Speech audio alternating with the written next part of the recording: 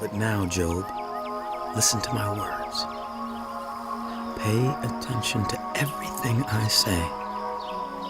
I am about to open my mouth. My words are on the tip of my tongue. My words come from an upright heart. My lips sincerely speak what I know. The Spirit of God has made me. The breath of the Almighty gives me life. Answer me then, if you can. Stand up and argue your case before me. I am the same as you in God's sight. I too am a piece of clay.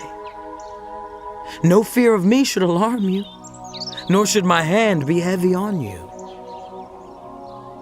But you have said in my hearing, I heard the very words.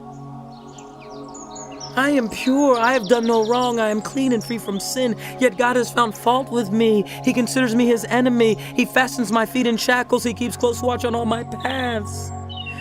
But I tell you, in this, you are not right, for God is greater than any mortal. Why do you complain to him that he responds to no one's words? For God does speak, now one way, now another, though no one perceives it. In a dream, in a vision of the night, when deep sleep falls on people as they slumber in their beds, he may speak in their ears and terrify them with warnings, to turn them from wrongdoing and keep them from pride, to preserve them from the pit, their lives from perishing by the sword. Or they may be chastened on a bed of pain with constant distress in their bones, so that their bodies find food repulsive and their souls loathe the choicest meal. Their flesh wastes away to nothing, and their bones, once hidden, now stick out.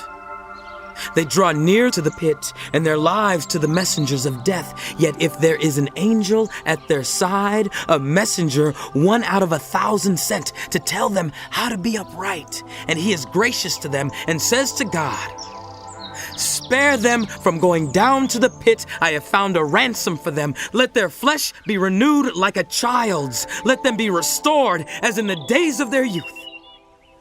Then they can pray to God and find favor with him. They will see God's face and shout for joy. He will restore them to full well-being.